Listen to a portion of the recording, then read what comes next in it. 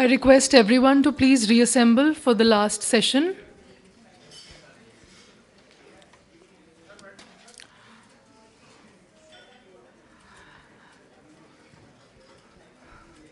The fourth session is on the prospects of agriculture value chains in the BIMSTEC region. This session will be chaired by Ms. Noreen Ehsan. I request, ma'am, please come up on the stage. And I also request the rest of the panelists to please join the chair on the stage.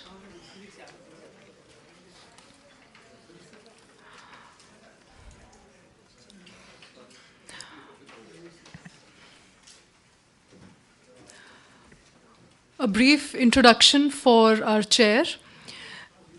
Ms. Noreen Ehsan is a career diplomat of the 15th batch of Bangladesh Civil Services of the Foreign Affairs cadre. She joined the Foreign Services in 1995. Currently, she is serving at the Ministry as Director General of the Research Wing. In her diplomatic career, she has served in Bangladesh missions in Pretoria, The Hague, and Ottawa in different capacities. For a very brief period, she has also served on deputation as a director at the Bangladesh Investment Development Authority, BIDA. I welcome you, ma'am, and I request you to please commence the program. Thank you. Thank you very much. Good afternoon, ladies and gentlemen.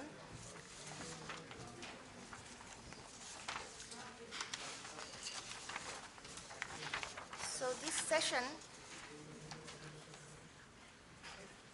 that I have the honor to chair, Prospects of Agricultural Value Chains in BIMSTEC, and we have 4 participants, 5.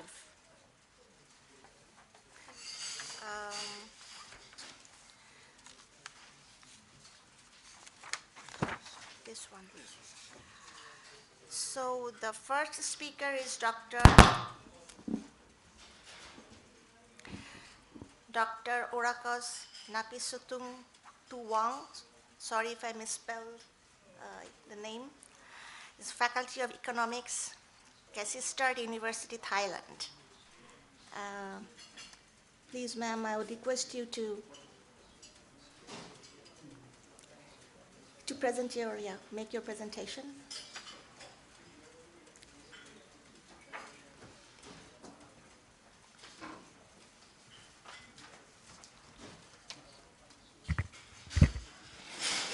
You have got 10 minutes around, so.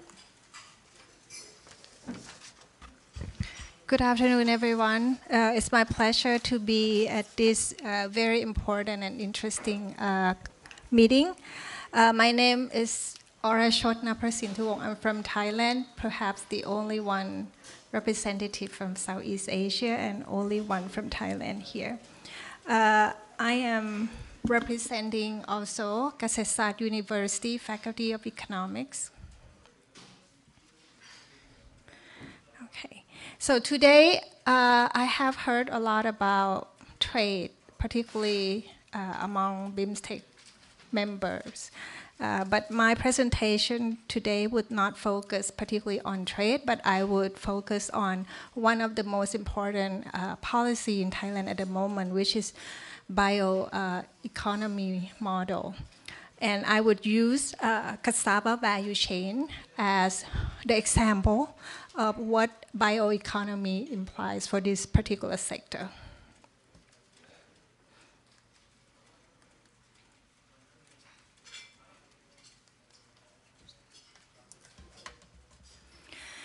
Since I have only 10 minutes, I will be short. I will start with overall Thailand national policy that are relevant to particularly agricultural sector.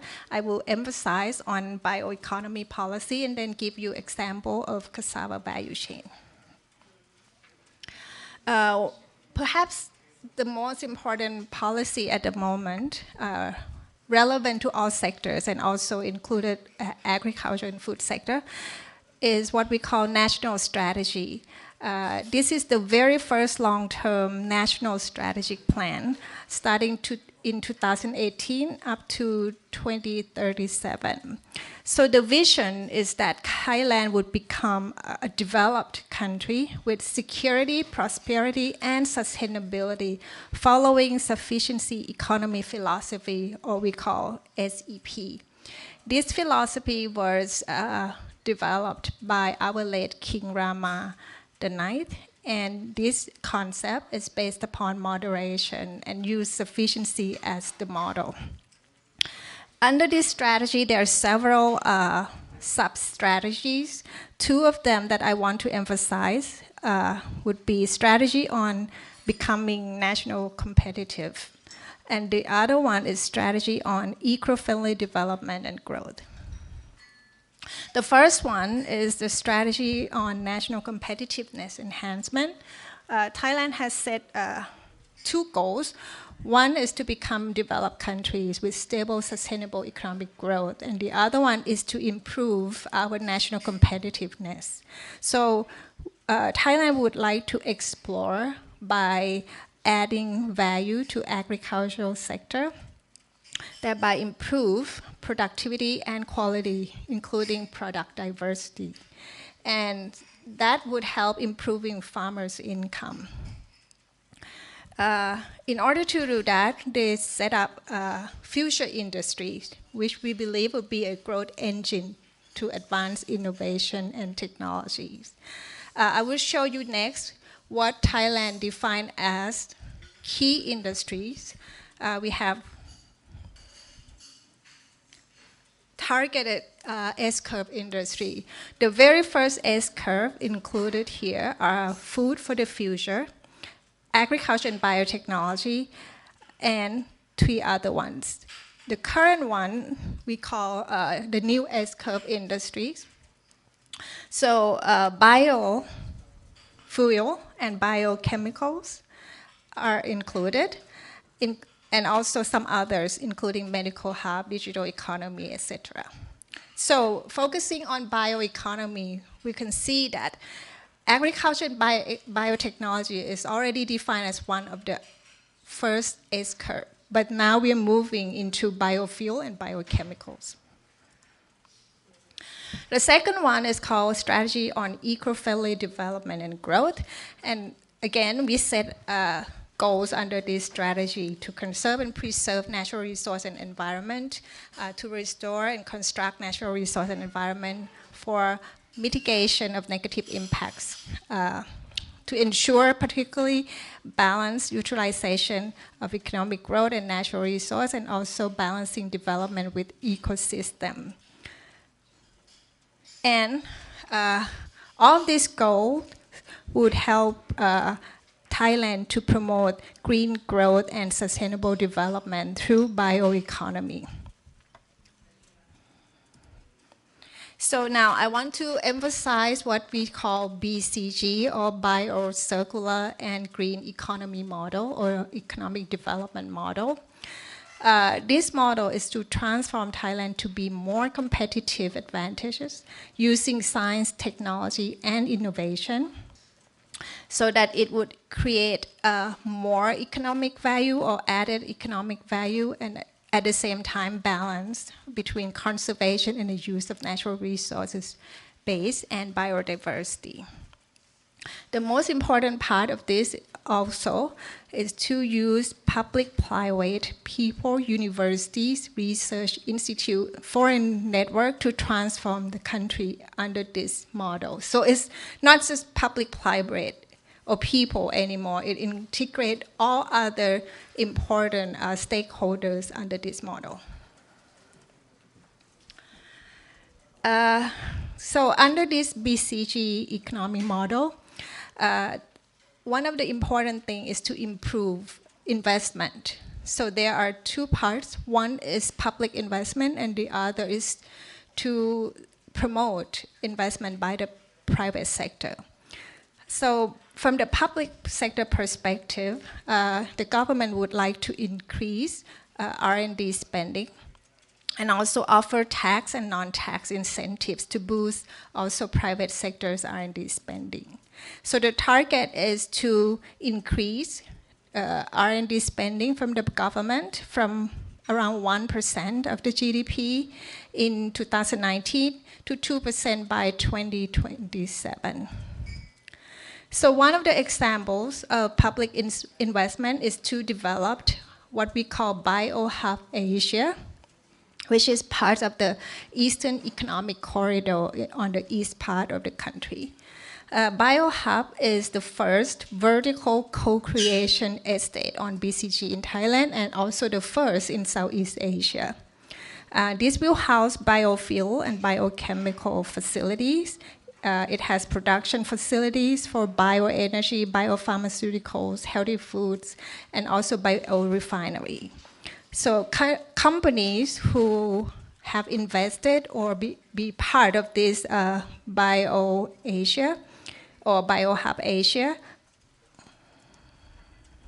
would be able to benefit some of the incentives from the government. For example, they will be eligible for a corporate income tax exemption for up to 8 years. And also, they would have tax and non-tax related incentives, for example, exemption or reduction from import duties on machineries, raw materials, and R&D materials. So this is the vision of BioHub Asia. There are phases of development and it's ongoing.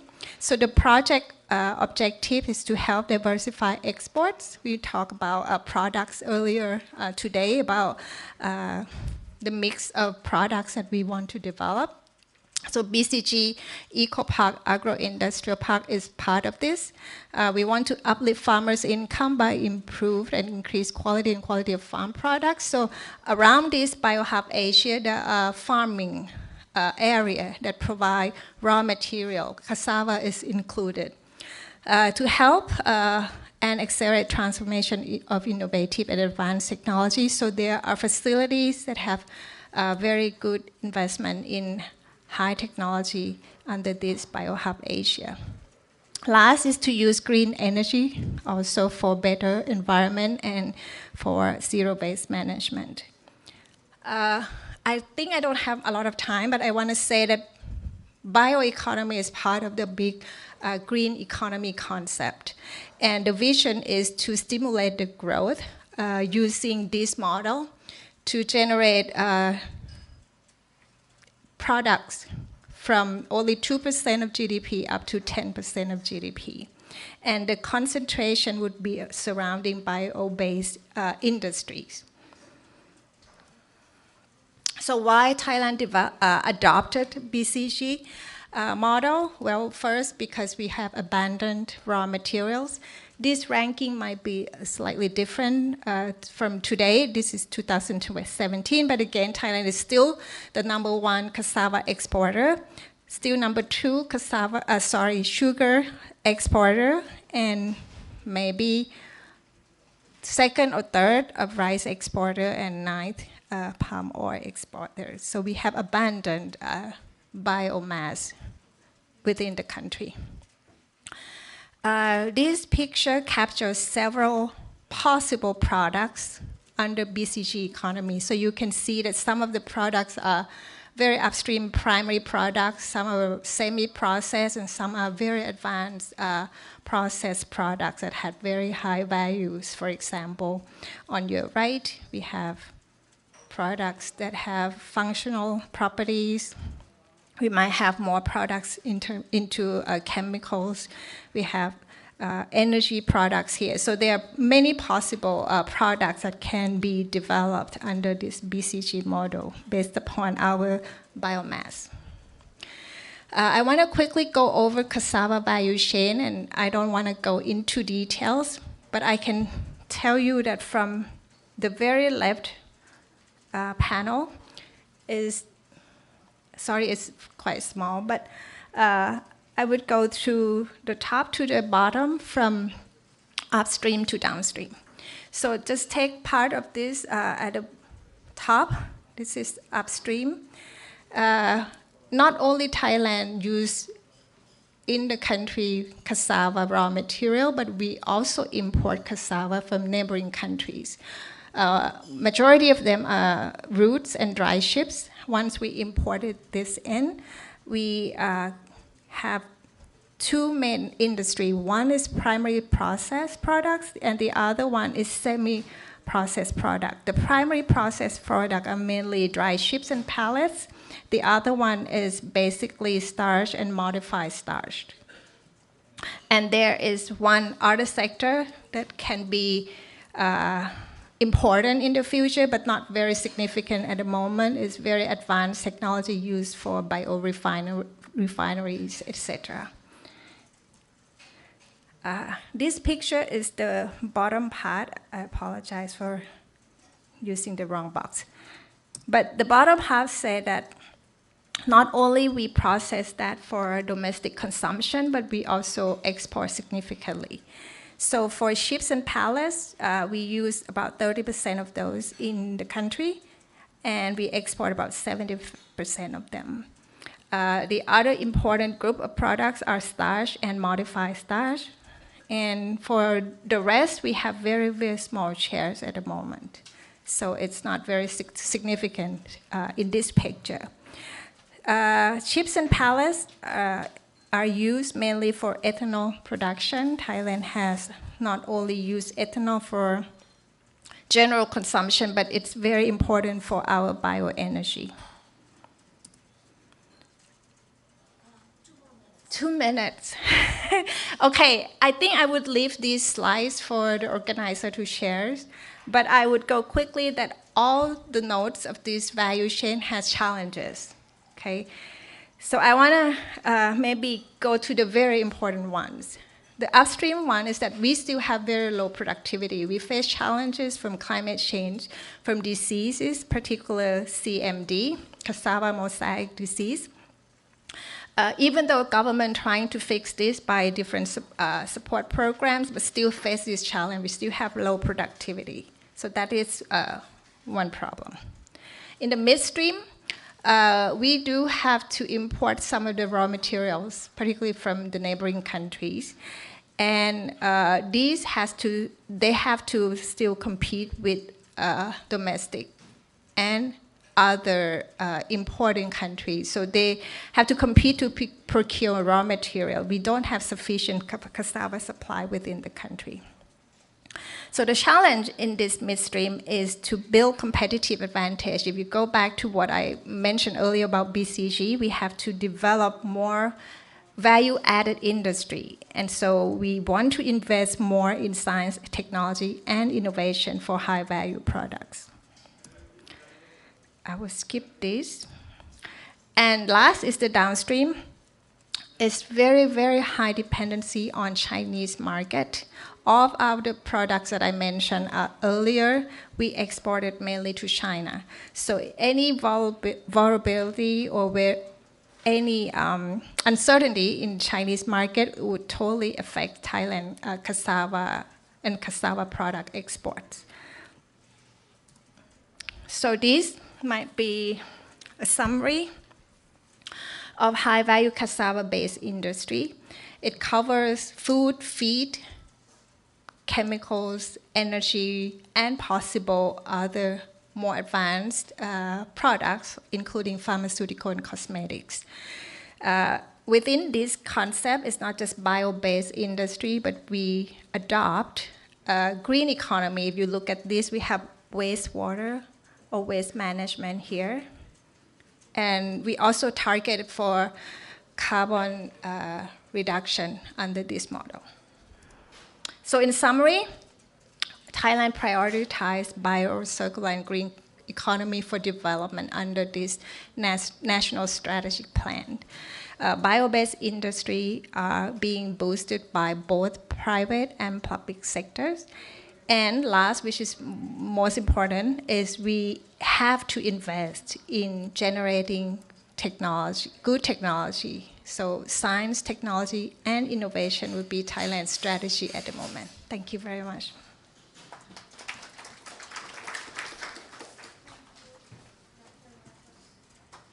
Thank you, Dr. Rorakas, for your sharing some new ideas that your country has introduced, like the BioHub initiative. I would now like to invite questions from the floor.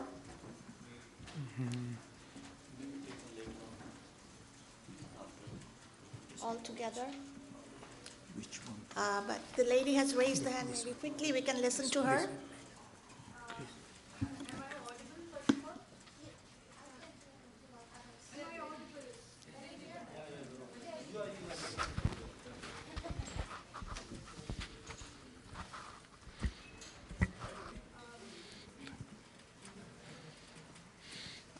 Thank you for your insightful presentation.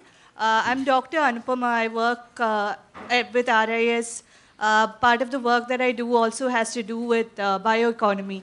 So I was just wondering, is there some kind of a policy in Thailand that looks at ensuring sustainability across the value chain, like, for example, cassava value chain? Because to my knowledge, FAO is the only international body that has come up with bioeconomy sustainability indicators. And if Thailand has any kind of best practices to share in that regard, then can BIMSTEC draw from that? Yeah, with that I conclude. Thank you.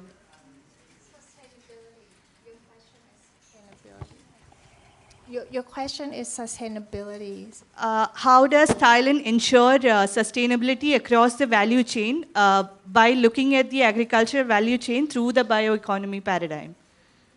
Okay. Yeah. I think bioeconomy is broader and bigger than cassava value chain. And there are some national policies, particularly ones that I mentioned earlier about BCG. They stimulate investment from both public and private sectors, and also other research industry institutions. So when you mention sustainability, the SDG already become Thailand goals for the whole country development. So there are, I don't know if I can say that there are particular policies or measures that focus on sustainability because it's very complex. And bioeconomy, again, is not only for cassava. We have important industries such as maize, sugarcane, rice, and all those, sometimes they have particular policies for specific crops. Do I answer that?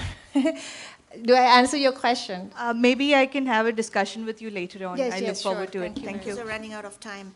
So if there is no more question, then I'd like to invite the next presenter, Dr. Arun Padiyar, Pani Bangalore, lead World Fish India.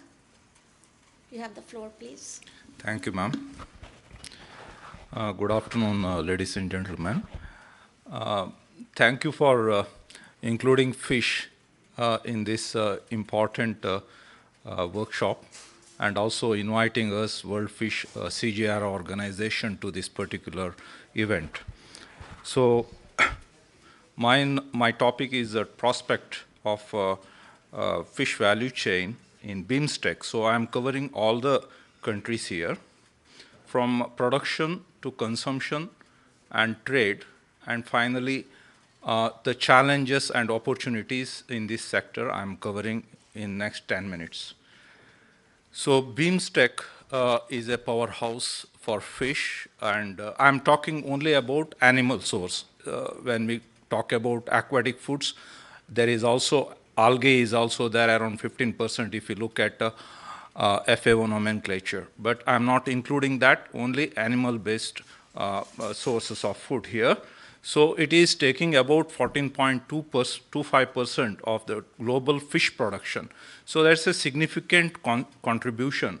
So if we altogether make it, it's about 26 million metric tons of fish is being produced here in BIMSTEC countries. And there is a rise in fish production. It has doubled over last 22 years. And aquaculture, which I will come later on, but aquaculture is the main source now. It has increased by nearly 3.5 times over last 22 years. So it is actually fueling the growth of fish production in this area.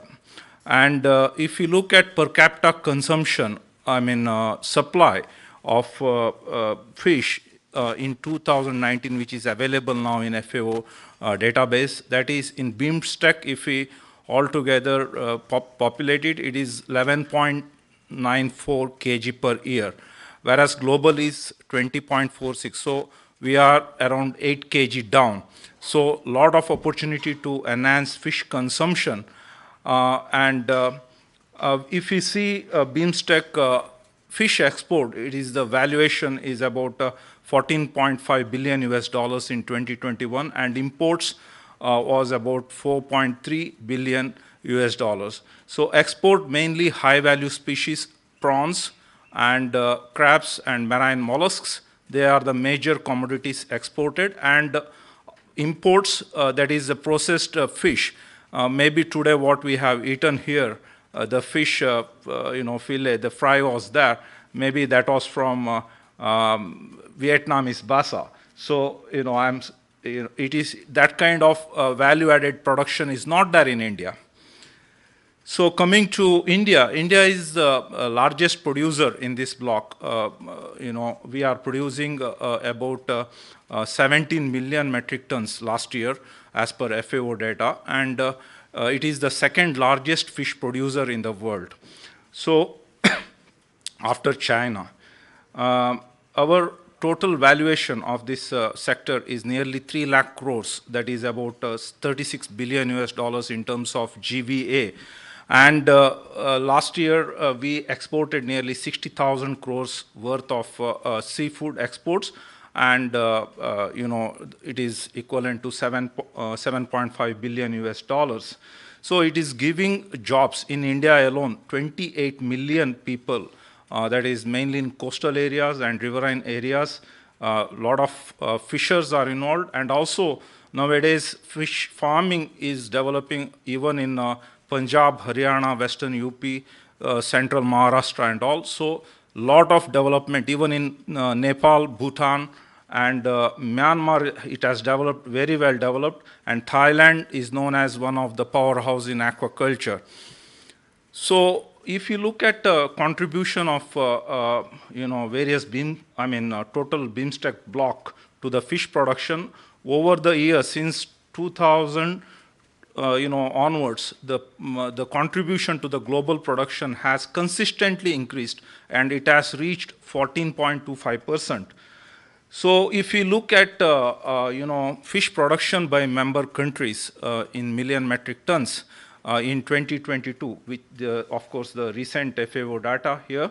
So India is the biggest here, largest producers, nearly 16 million metric ton, followed by Bangladesh, and least is Bhutan, producing only around 200 metric tons. Then if you look at changes in fish production, see BIMSTEC, the rate of change, we could see over last 22 years, the production of fish has doubled, but worldwide it has only increased by nearly 50%, but BIMSTEC increased by 111%.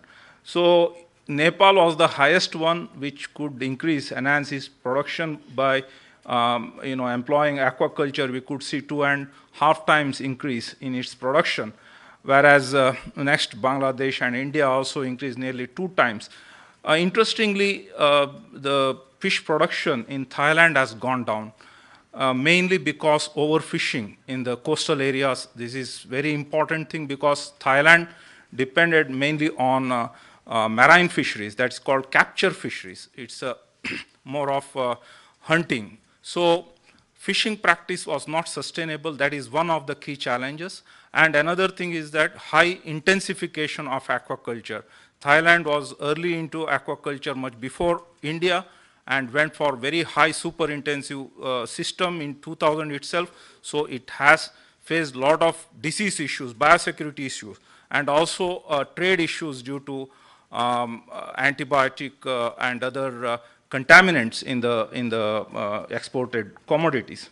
So if you look at exports and imports of BIMSTEC, so if we can see here, what it says is that we have increased, doubled the quantity and the value of exports. But imports, we have increased 3 times by quantity, but the value was 5 times. What it says is that we are importing more and more high-value products, processed, finished products, which are ready to cook, ready to eat products maybe. But we are exporting unprocessed or simple processed block frozen products. So we have a lot of opportunity to process it in our processing factories. For that, we need to build our skills and also markets, trades. And if you look at per capita supply, which is indicative of consumption, global average is now around 20.5 kgs, but in BIMSTEC it was 12 kg, 8 kg less.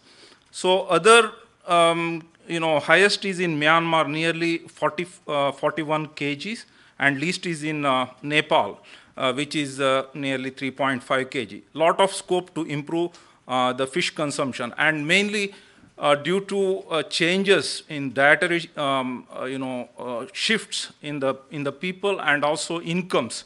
More and more, per capita income people are getting, and they are going for more healthy food. And fish is known for it's a brain food and also heart food. So people are going for more and more fish. And if we look at National Family Health Survey from Government of India, over last 15 years, 24 crores net additional people have joined fish consumption bogey. So a beautiful report has come on Times of India on front page just about 2-3 months back on fish consumption patterns. So it says that people are loving fish, and it is more and more people are going for health food.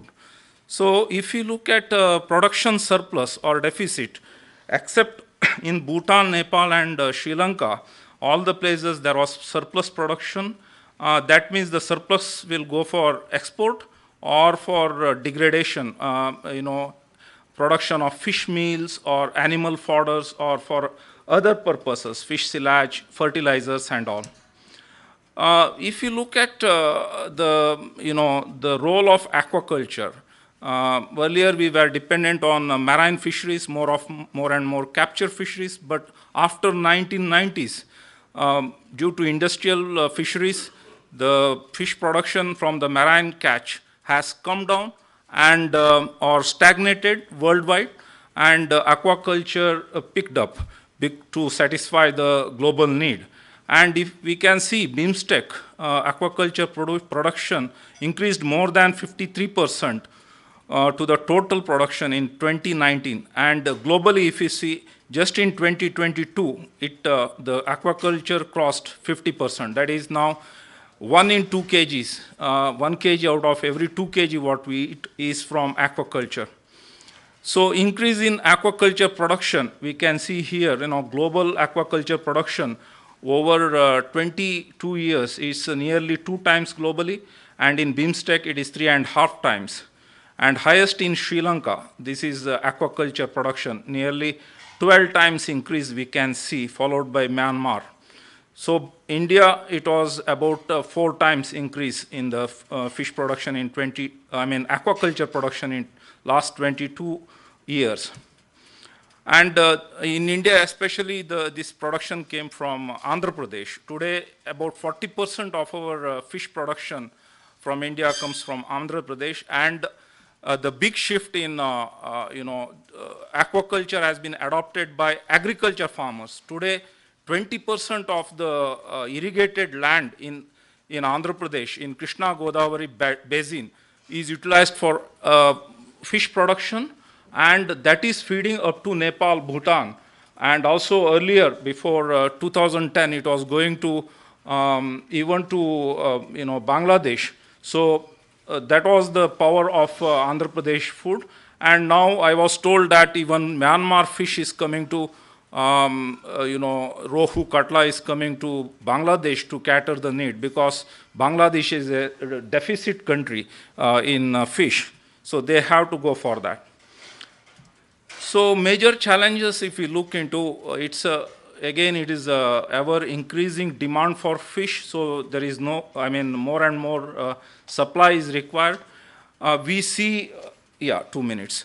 So poor governance in fisheries, especially public policies and programs, we need more and more implementation focus should be there both in domestic and international waters, because fish can move, transboundary movement can be there. So beyond exclusive economic zone in our coastal areas, and stagnation and decrease in marine fish catch in certain fisheries, we can see that, and low productivity in aquaculture. Like in agriculture, we also are very low productive. It is only 0.5 kg per every 1,000 liter of water, whereas in Israel, or if you go to Europe, it is 60 kg per every 1,000 liter of water. So that kind of, we need to have more fish per drop of water. So this is what is required. And ecological damage and environmental pollution we can see from aquaculture. A lot of damage has happened because of rampant use of agricultural lands, and it became very infertile, especially in Andhra Pradesh we can see this, and also use of saline waters. So we could see that, and also climate change impacts are huge on aquaculture, inundation in coastal areas, all these shrimp farms, and also flooding in, for example, in Assam, we could see a lot of fish farms getting inundated in floodwaters. Marginalization of small-scale farmers is a big issue, especially in the trade. So we need to find some voices for small-scale farmers, and there is no much value addition in fisheries. It is mostly block frozen, or it is not particularly, value addition is very low. I don't know exactly what percentage is being used as value-added fish products. And value chain efficiencies are very poor here because it's not hub approach. Hub and spoke model has to be adopted here. One, health issues are a major concern, including biosecurity issue and also food safety issue. As I told you, use of formaldehyde for preserving the fish in some places, and also use of antibiotics to overcome the diseases is a big problem, and then we find it out, especially in export commodity. But nobody is looking into domestic consumption, which is used the fish from aquaculture used for domestic consumption. How is the antibiotic residues? So FAO has already proposed blue transformation roadmap for efficient, sustainable, resilient, and inclusive aquaculture and fisheries, and all the member countries, 194 member countries, are guided by this roadmap to achieve the sustainable development goals. Conclusion is already there. I have already told in this each and every slides. And about World Fish, we are one of the CGR organizations based in Malaysia, and we have branch office in India. We are working in 27 countries in Asia, Pacific, and also Africa. We are out of 14 CGR institutions, including IFPRI. IFPRI is one of our sister concerns. Thank you so much.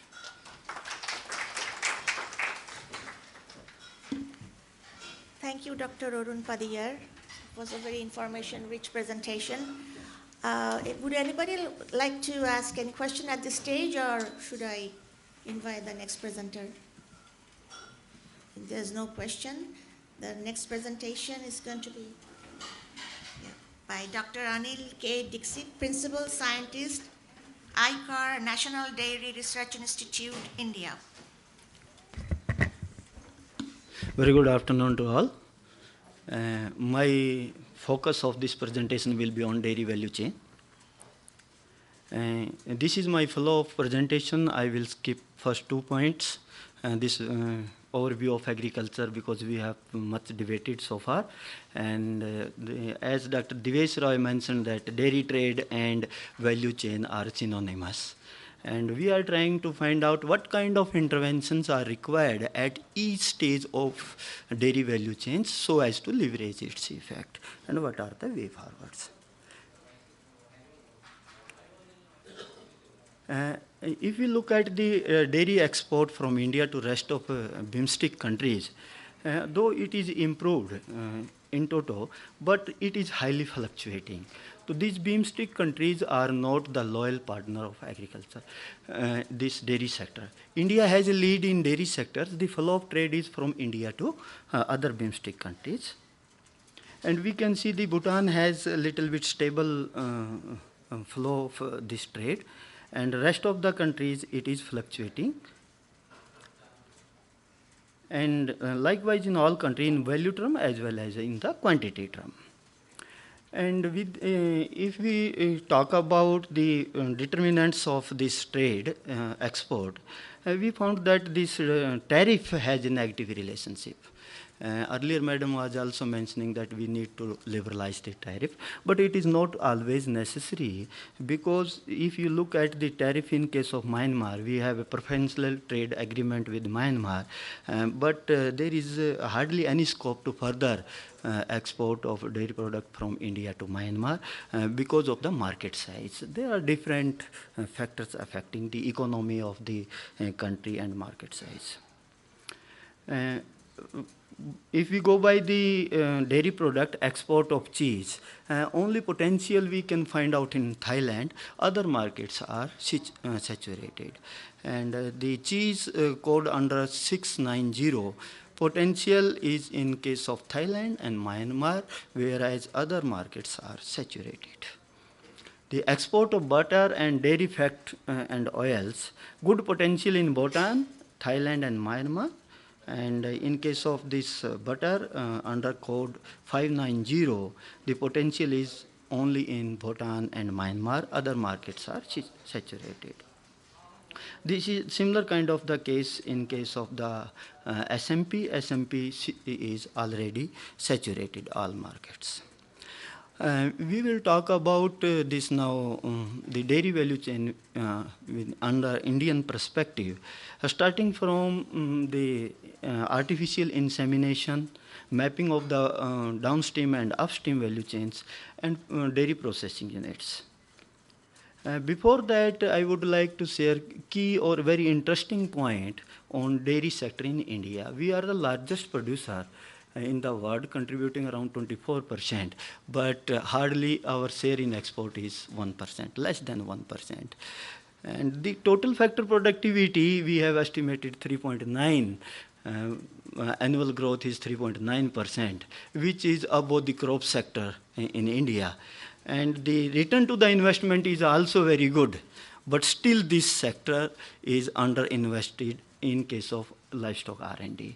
So the policy need to be introduced, the rationale, the direction or distribution of the funds should be more towards R&D in livestock sector. Here scale efficiency can be further improved by 30%, and there is scale inefficiency by adjusting the herd size, and we have very deficit. When we talk about the entire value chains starting from the feed, fodder and concentrate, India is deficit in all fodder, dry fodder, green fodder and concentrate. But very good startups are coming in a big way on the compound animal feed. But the situation is these products are price sensitive, and return marginal returns are less than the marginal cost, and farmers do not prefer to go for the compound feed. Hence, by scaling up this sector, the cost may come down and farmer may start adopting this. We all know that 360-degree investment is required in infrastructure. Okay, and this artificial inseminations, we have found that there is a difference between the AI and natural breeding. Statistically difference around 3.14 liter per day per animal in first F1 progeny. Means with the, if we go for the artificial insemination of a good breed having more than 4,000 liter of mother dam yield, then we can improve the productivity.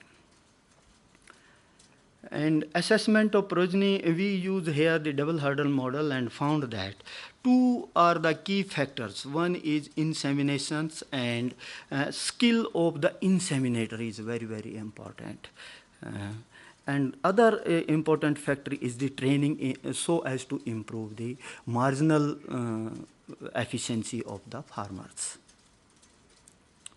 What is the impact of good kind of the semen on productivity? There is a scope to improve the productivity by 12.31% if we go for the good quality of semen. And only with the two strategies. One is increasing this AI by 5% annual, and another is you are shifting towards what we can call it this sex semen technology. We can achieve the target by 2030 of 344 million ton and 646 million ton by 2047. These are the targets set by the government of India.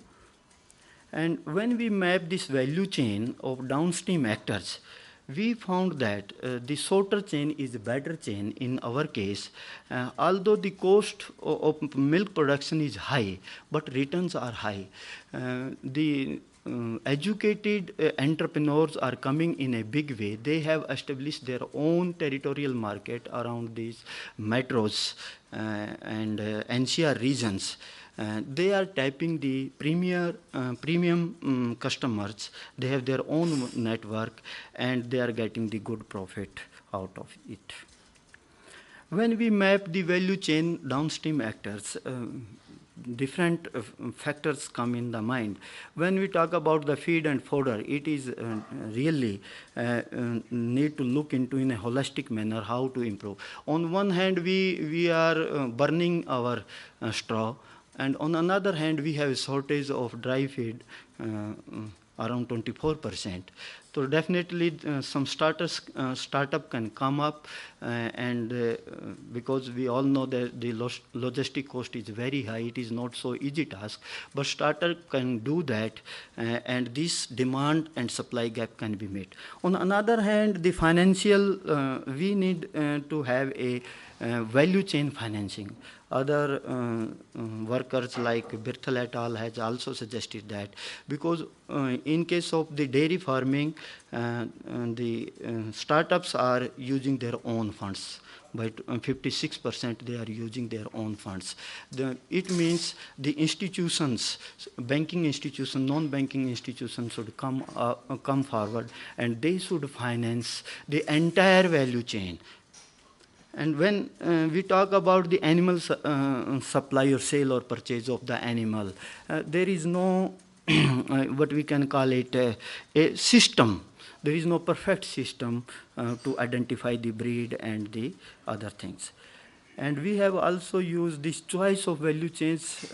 Here, all the educated persons are using direct sale, while those who have got the training, they are associated with the organized value chain.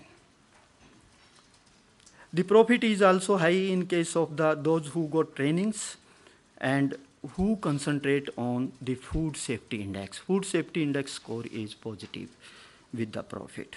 Likewise, the information flow, there is always a asymmetry in the information among the different actors. We have also mapped the processing, value chain of the processing units. Here, three procurement system we consider: vendor system, and then own production system, collection system. Where there is a own production system linked with the processing unit, that chain found profitable. And way forward, as we all know, there is a requirement of investment R&D and value chain based financing is required. There should be a feed bank and tracking and tracing system should be in place, and semen value chain and skill development programs should be on the topmost priority. And we should also ensure the quality throughout the entire value chains, and this can be further leveraged by integrating the SAARC countries. Thank you. These are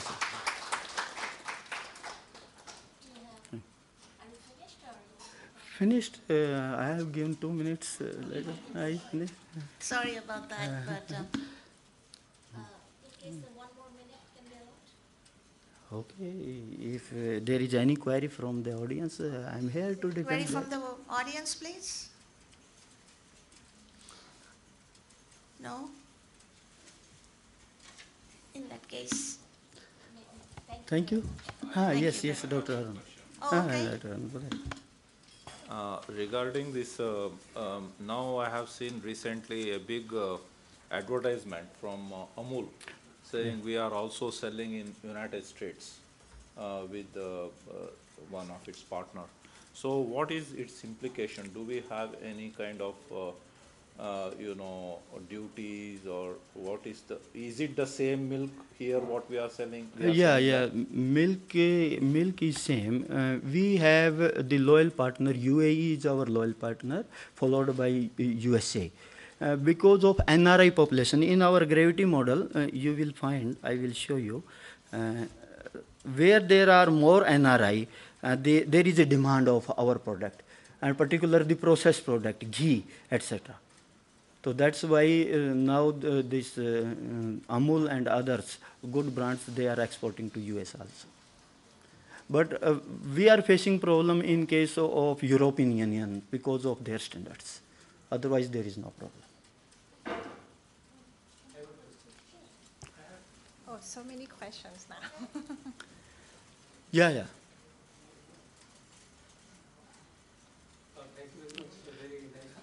Thank you, sir. I have got one query that recently when we started negotiating with Australia, there was stiff resistance from Amul not to have collaboration in the area of dairy.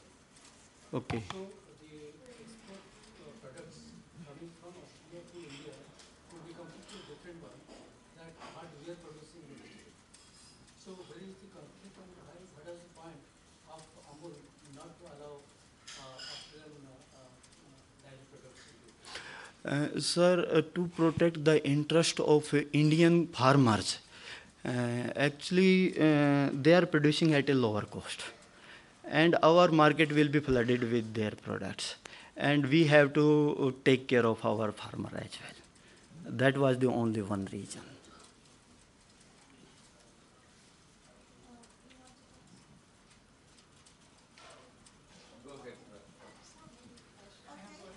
I was gonna ask, because you said Thailand has perhaps the only one country in BIMSTEC that has potential for cheese export, right? Cheese export, Yeah. yes. Have you explored other products like dried milk or powdered milk?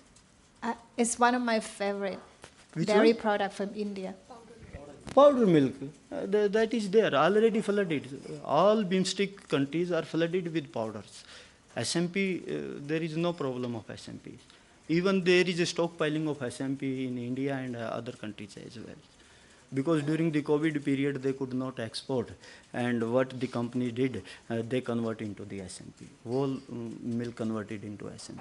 All cooperative converted.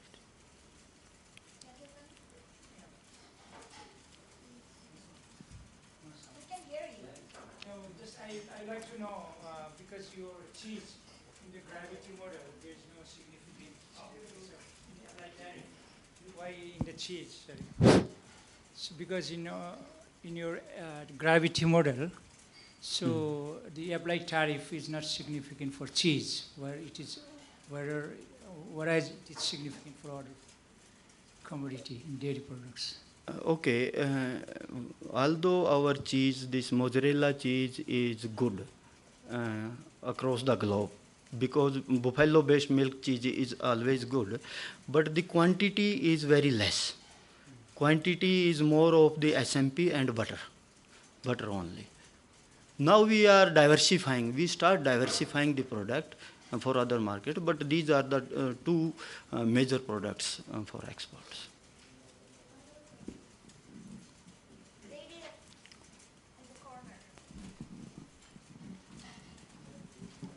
Thank you. So the question is, in India, it's a saying that about milk, there is more there is more supply of milk than the production. So what do you say on this? What's your comment? Yes, yes. As of now, if we look for next 2 to 3 years, we will surpass the supply will surpass the demand.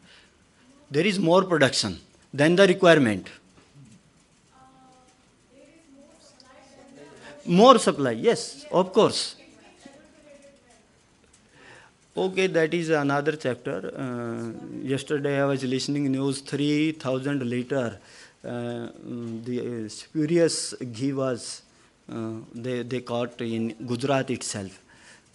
There are issues, but if we go by the statistics, still even then, if there is no spurious milk is there, we are in surplus. We are in comfortable position for export.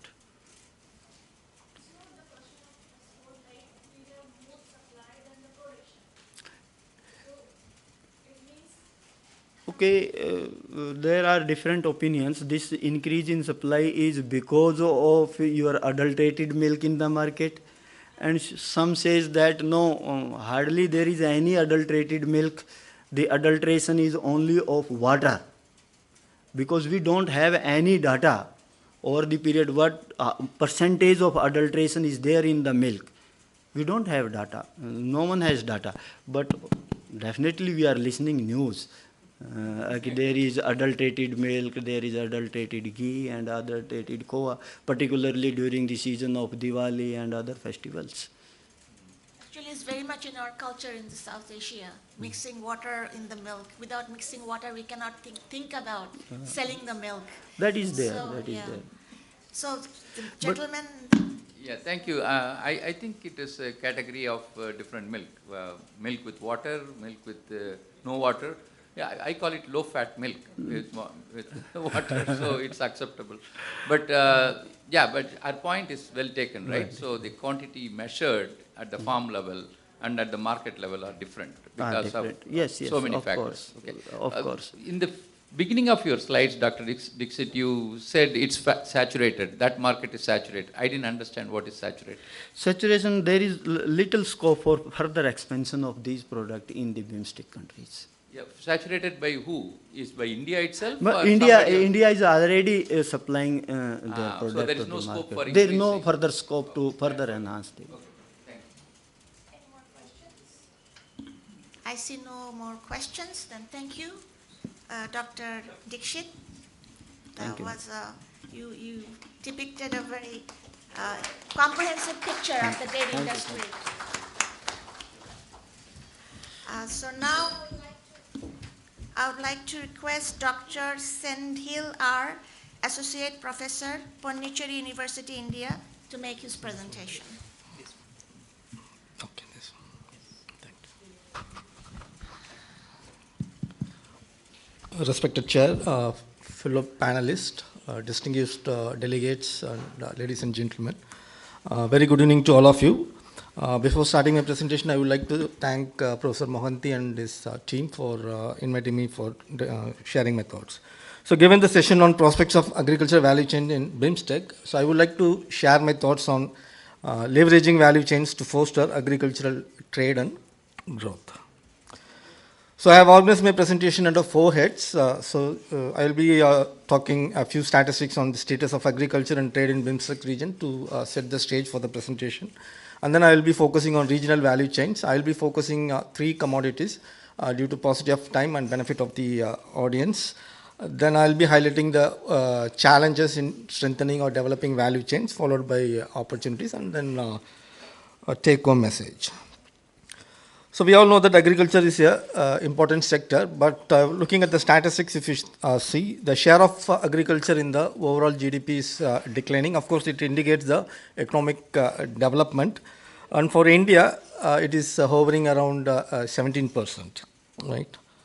So, but despite declining share, the contribution of agriculture to livelihood is significant across BIMSTEC countries. So this table shows the economic indicators for different BIMSTEC countries. If we focus the trade, which is given in serial number 9 and 10, which is highlighted at the bottom, both exports and imports are highest among the member countries, and India is net exporter, so which means that value of exports is more than the value of imports. So coming to the agricultural trade, whatever I shown previous slide, that is the overall trade. But coming to the agricultural trade in BIMSTEC region, the trade openness is very high, which means the value of trade, ratio of value of trade to the total GDP is quite high. But there is a variation, huge variation exists among the member countries. For India, it is estimated around 49% in 2022. So among the BIMSTEC countries also, the trade of agricultural products is quite low. It is only 10%. And if you look at the export statistics, within BIMSTEC, only 12.7% of the total agricultural exports are traded by the member countries. So it doesn't mean that we have, having less capacity. It doesn't indicate that we have more capacity, but the trade volume is low. So this indicates the scope for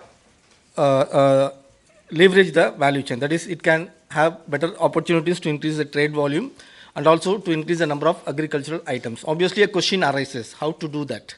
So there comes the leveraging of value chains, that is regional value chains that help to increase the agricultural trade and growth. So coming to the India's trade with the BIMSTEC member countries, the exports are positive.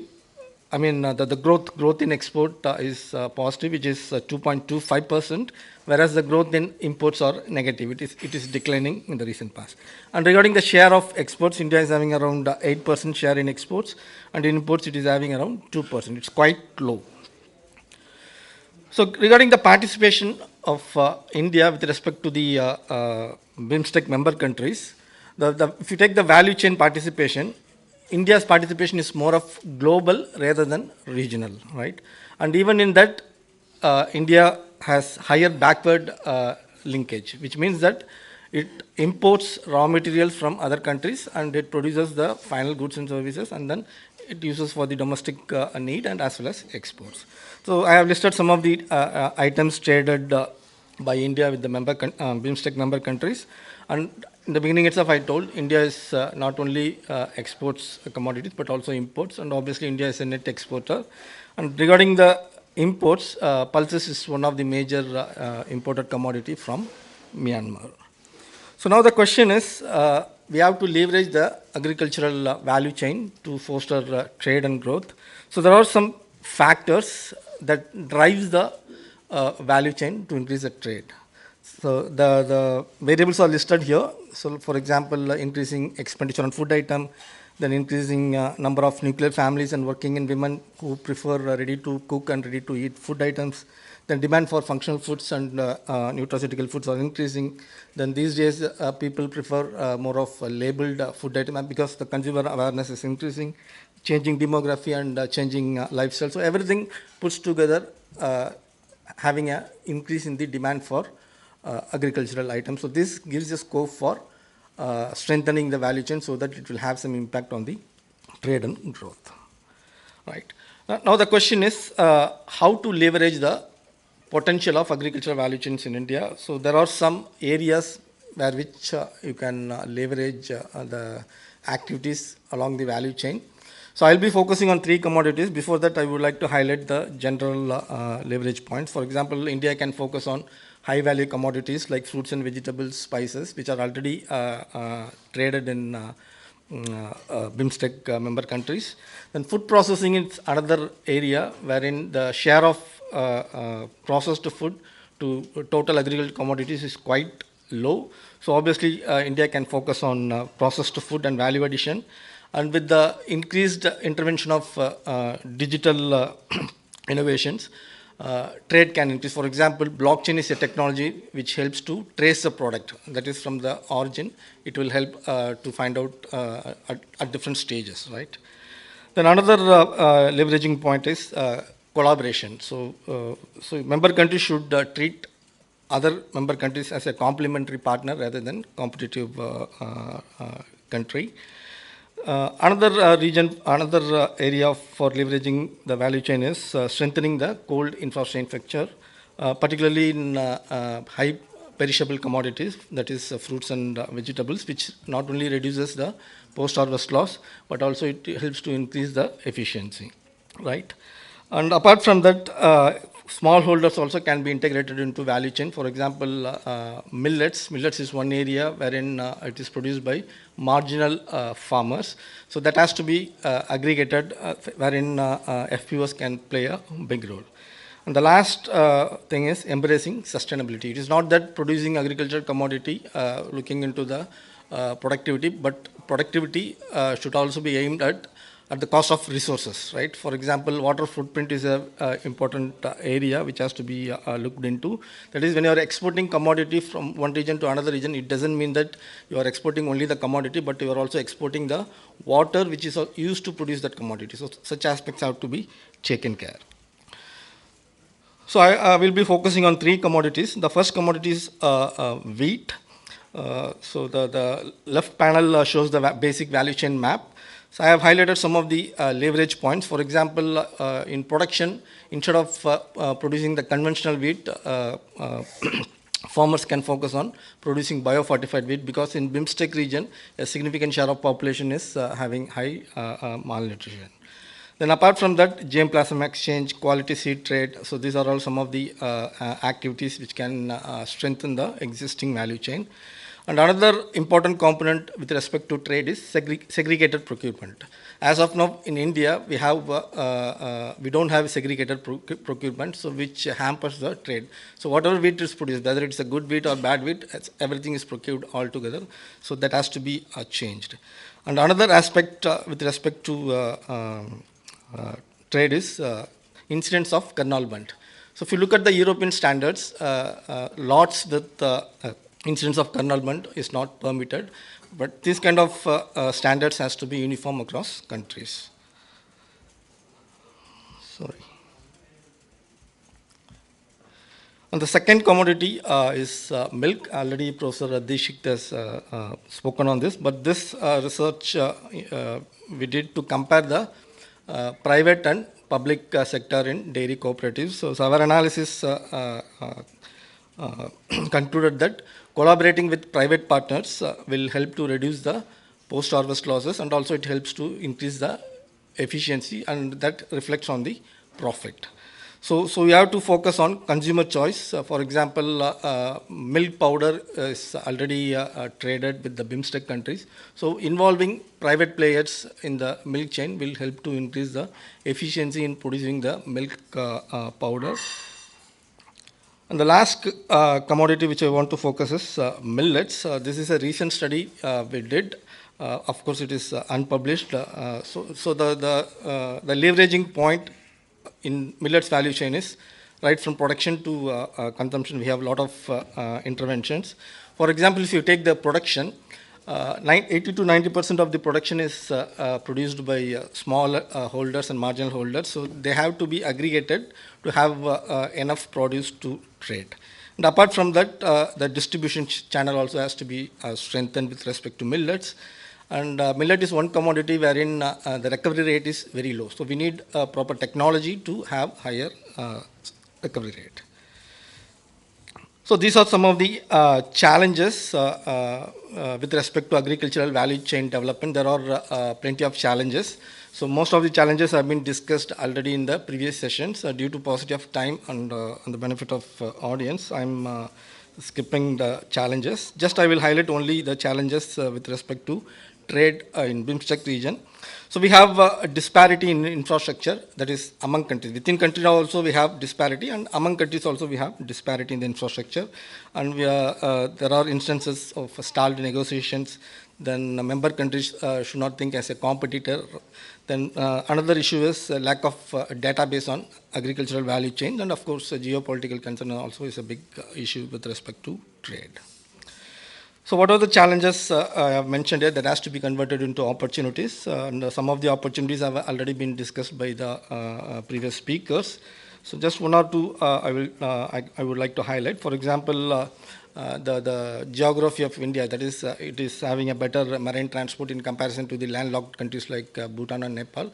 So India has to capitalize such kind of advantage so that it can trade cost efficient as well as energy efficient. So coming to the conclusion, so India has witnessed rapid strides and seen a lot of transformation in the agriculture sector, right from ship to mouth situation to we are in surplus stage. So this has a lot of implications for the agricultural value chain. So when I say agricultural value chain, so analysis has to be done for different commodities, because for each commodity the leverage points are different, right? So to identify the leverage points for fostering agriculture growth and trade, so we have to find out the we have to do the value chain analysis using some tools like importance, impact matrix, then actor analysis matrix, then power ranking. So this will help you to identify the leverage points. So it also helps to decipher the role and impact of value chain actors across the value chain. So whatever the challenges I have highlighted across the value chain, right from production to consumption, so it has to be changed into opportunities through innovations. So these innovations can come from technology dimension or product or process or institution. And of course, so to strengthen the regional value chains, we need the synergy of the existing value chain actors, right from production to till consumption. So with this, I wrap up my presentation. And again, I thank the organizers for giving me this opportunity. Thank you. Thank you, Dr. Senthil. Sorry for the time constraint. I had a lot to say, but for the time constraint, we'll take the questions after the last presenter make the presentation. I'll request Dr. Pankuri Gaur, Assistant Professor, RIS India.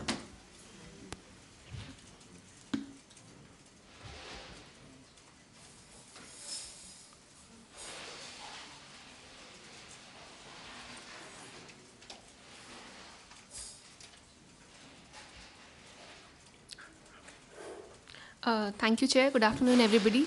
I'll just quickly walk through my presentation. The title of my presentation is Evolving a Framework for Agriculture Value Chains. So in order to promote the intra-regional trade in BIMSTEC. So from the beginning in the morning, we have been talking about production and trade and the increasing role of value chain in agriculture, specifically in this region. So what we have tried to develop is, we can see that the product fragmentation when we see earlier, it was more focused on the final goods in the value chains. But now they are the more focus, as in focus is equally divided into different stages of production. So now what we have done, we have come up with a taxonomy, in the sense we have provided a framework. We are in it's in a developing stage. So what we have done is we have categorized all the agriculture products which are in the trade classification into 12 different categories, which are similar to say FAO categories, and also which are also in order to put the nutrition, the environment, and different classification of agriculture that are already there apart from the trade classification, we have tried to put all the products into 12 homogeneous categories, so that we can have a food classification for trade negotiations, where we can see the time series data, how we can link it with the different classifications, consumption, production, tariff, and NTBs. So with the production value chain that we have focused, similarly trade value chains is also, it comes under the smile curve that we can see. So we have upstream, where we have natural products and nominally processed products. We have midstream, where we have semi-processed and refined products, and downstream, where we have a deep processing products. So upstream is basically where the change of the product, there's no structural change in the product. Midstream, where we can find a structural change in the product, and downstream, where highly processing is done through chemicals, use of sugar, salt, and other chemicals. So all the six-digit HS codes of trade classification, we have categorized into these 5. So the natural product and the normally processed products together comes under 379 products at 6-digit. Similarly, when we focused on as in the middle stream, so the midstream and the refined products are coming out to be 272, and the downstream products, the number of products are 78. So all these products, or all these 5 categories, are being extended to those 12 products categories that we have already done earlier. So this is just to give you some glimpses of the world value chain in agriculture. when we can see from 2002 to 2022, the total, we have taken 194 countries, and we can see there is a fast growth in the middle stream, the yellow color, if we can see. So it is increasing from 38.5% now to 38. The percentage is similar, but the value is increasing. The upstream, the green part, the green color, we have the largest component in agriculture trade, but the share is declining. And in the moderate, we have a moderate, the downstream section, the red section, we have a moderate change in the downstream section, and there is a more dominance of the industrialized countries in the value added. I'll show in the next slide that how the more developed countries are focusing on the value added or the downstream sector, which we can see. And for the developing countries, we can see that there is a heterogeneity of the share, as in the share of all the three categories. So this is a comparison of developed and developing countries that we have taken. If we can see that UK, if we see, is it's more composed in the value chain component, and they have a large downstream sector. So what we have done, all the categories, all the trade, the products, we have divided into these three categories. If we see China and say South Africa, they have an expanding midstream sector and the downstream sector both. In Malaysia and Thailand, if we see, we have a similar downstream, they have a similar downstream share, and Malaysia has an exceptionally large midstream sector. So this is more focused on the downstream agriculture value chain, if we are only on that particular sector. So if we can see, we can divide all the major, all the countries in the world into three groups. Group 1, where there are 8 countries which are having 47% of the global export share. We have countries like Germany, like Italy, Netherlands, France, US, China, and many more. In Group 2, where we have the contribution of the country is around 20% of the global exports. So we have we have 7 countries, including Canada, Chile, New Zealand, Spain, Malaysia, Thailand. And in Group 3, we have the rest of the 180 countries, where the contribution in the downstream sector is around 1/3 of the global value chains in the sector. When we specifically see that Germany, 8.4%, the contribution is rising, and with the share of trade of GDP. Distribution of midstream in the agriculture exports are more homogeneous. If we make a similar or a duplicate slide for midstream rather than downstream, then there would be a more homogeneity. All the countries are having a similar kind of a share. And if we see India, it's around 0.7% for the downstream percent of the total agriculture world exports. This slide is basically showing the smile curve in the BIMSTEC region. So in agriculture trade, we can see that there is a dominance of upstream segment, and the quantum of the downstream trade is rising, but the green line, but it's quite volatile. When we focus on the midstream activities, we can say there is a stronghold of the countries vis-a-vis the upstream sector. Now what we have done, we have divided these segment into the 5 value chain segments that we have focused on. So when we see that in the natural products, we have a volatile trend in export and import both of the region. In the nominally processed, there is a huge trade surplus we can see. Exports are continuously rising with the stagnant kind of imports. And in the semi-processed sector, we can see a huge trade deficit, because the semi-processed sector is mostly combining of the fats and oils segment of the agriculture sector. In the refined also, we also have quite a good trade surplus, but the volume of trade is quite low as compared to the nominally processed products. And in the deep processing, the trade surplus is there, but both export and import are continuously rising. So when we say that what is the expectation for BIMSTEC to increase its value chain in the agriculture sector, it's First, we can see that there is an increase in the nominally processed sector. This is very much obvious because of the food security reason that we have in the region, in the BIMSTEC region. And there is the regional pressure is quite a lot on the semi-processed sector, which is having the fats and oils segment. And we can tap full potential in the refined sector. We have quite a huge trade surplus. And in the deep process sector, we can find the emerging countries syndrome where both export and import are rising together. This is talking about the dominance of upstream activities where nominally processed and natural processed both are increasing quite well. However, the volatility is very much there, whereas we can see the refined products over the years in the BIMSTEC. The refined and deep processed are at a lower stage.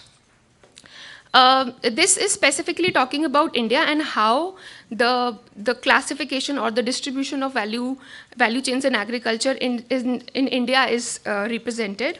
So we have with the large domestic demand, we have a rise in middle income group, and the upstream segment of the value chain sector, we can say that there is a declining share. The downstream is small but expanding. And in the middle stream, there is a progress, and but it has been affected with the trade regimes after 2012. I'll skip this because of the time constraint. I have to focus on two sectors. One is fish. My fellow panelist has already talked about fish in India and BIMSTEC region. So this is how our data has shown that how deep processed fishing, it's an intra-regional exports in fish in the BIMSTEC region, and how the deep processed part of the fisheries is expanding, and the refined and natural products, it's at a lower level. Tea and coffee, BIMSTEC is quite a leader in the export of beverages. Dominance of tea, we can see the values of the value at the y-axis is for tea is quite high as compared to coffee. And India and Sri Lanka, we are seeing that India in coffee and Sri Lanka in tea are quite a good exporters. This is basically showing that how intra-regional trade in three streams and how the sectoral tariff in these streams have affected the intra-regional trade already. So we can see that that sectoral tariff downstream is quite high, very high actually, followed by middle stream and upstream. However, the increase or the high tariffs in downstream segment has not much affected the downstream intra-regional trade, which is, though it is low, however, it is higher. It's around 22.2% the intra-regional trade in the downstream sector in 2021, followed by upstream 16.3 and midstream 9.5. Just to sum up, this is the regional value chain class framework that we are developing. It's in the nascent stage. However, we are trying to explain the fragmentation of different products in different segments and in different streams. Till now, we had a lot of classifications which have focused on the food content, the nutrition content, but adding the trade dimension on in these nutrition and food content, it's what we have tried. And so this innovative classification may allow us to go into these three different agriculture sectors, and how the unbundling theory that we also focused on in manufacturing value chains, we can see in the agriculture sector. And the regional value chains in BIMSTEC has a large potential in increasing the intra-regional trade of the region. Thank you. Dr. Panku, is there any question from the floor?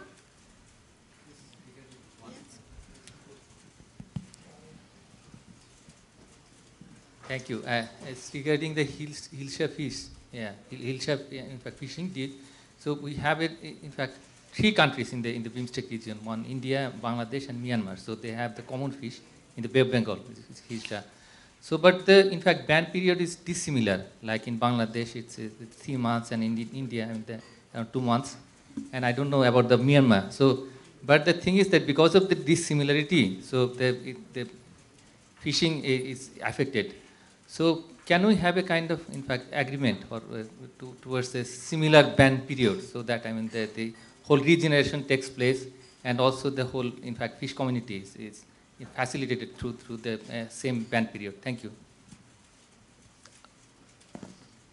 I guess it can be answered by anybody, but what I feel is that we have to look into the different policies that different countries are having, and together they can come up on the table and then discuss this as in coinciding the ban period. We can see that. Any more questions? No? You have? Okay. So I have just in terms of different type of this value chains you talked about. So the tariff rate, and okay, you discussed a little bit of tariff rate. However, non-tariff measures, anti-M measures are more hindering or influencing the trade of which one, refined product, deep one, right, or normal, not processed or semi-processed. So we are still in the stage of finding out the NTBs or the NTMs in these specific products. But we have some classification, and we are in the process of doing it. However, we have seen me and one of my colleagues, we went to Bangladesh, and we had a field survey there. But there are problems in standards, and because of different standards, they are not able to integrate the value chains or integrate together, as in use one country and to another to become for BIMSTEC to become a regional hub for agriculture. So there are some difficulties, but hopefully they are discussing these difficulties in the BIMSTEC framework. Thank you. Thank you. Anyone else? No? In that case, Dr. Pankhuri Gaur, thank you very much for your very comprehensive presentation. And now I would like to sum up by focusing on few points, starting with Elish. What Bangladesh is facing is actually water crisis. Our rivers are drying up. Sedimentation issue, salinity issue, and enough water is not coming from upstream. We are working on our water sharing issues, but so far we have achieved little. And since we're talking about the regional cooperation, I think we have to focus on that when we're talking about a region. Instead of fighting amongst ourselves, we have to cooperate with each other. It's starting from water sharing to different species of fishes, and then technology transfer. Like there's one issue, agar root. We know that Vietnam, within a very short period, they are now exporting good amount of agar root from which perfume is made in the Middle East, and it's very expensive. And India is doing it to some extent, but there's a technology involved, and for which Bangladesh is not progressing. I think one participant who talked on, I think Dr. Sedhil, you were talking about leveraging the value chain, identifying new avenues. I think this could be one example of how we can actually promote the growing of agar root in this region, because it grows in our country. But just because of the lack of the technology, our farmers are stuck with the trees, and now they have to use that as fuel wood, and they cannot sell it, export it. If we could have such an organization that it will function within the BIMSTEC country, just to address this sort of, I would say, crop or whatever, so that we can form a cartel, like OPEC, something. We can control the market of this agar root. It grows in this region, maximum growth in this region. So I think countries should come together and work on these particular issues. So how we can cooperate and how we can benefit each other. So I think our politicians and policy level has to be much more activated on these issues. And then there's another thing that the Dr.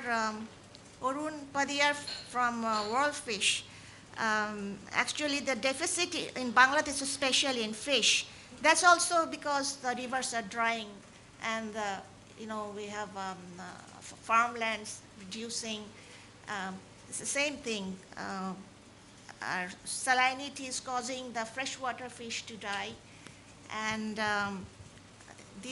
especially the harvesting of ilsha this season. This season is especially become terrible because usually in monsoon we have the highest harvest of ilish, and this year you won't find any ilish more than 1.5 kg, whereas we usually are used to 2 kg of ilish, one fish, I mean, 2.5 kgs, but they are just vanished. We don't know where have they gone and what's happening. We need more research on them. So there's plenty of issues. And then in case of dairy farming, I think it is the common complaint that I hear everywhere I go: fodder. Fodder is the issue. Fodder is expensive. For the fodder, we cannot export our meat. That cannot become competitive with Thailand and Vietnam. Thailand has done very well in this sector. Vietnam has also, within a short period of time. Comparing to that, India and Bangladesh haven't done that well. We have started much earlier than them. So the fodder issue we have to address. We have to find new source of fodder, like many countries are now using seaweed.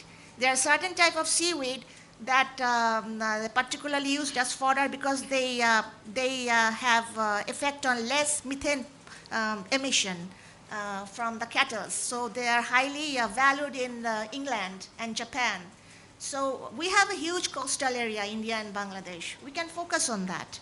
We just need expertise, and sensitize our farmers. So they have a market and they have the incentive.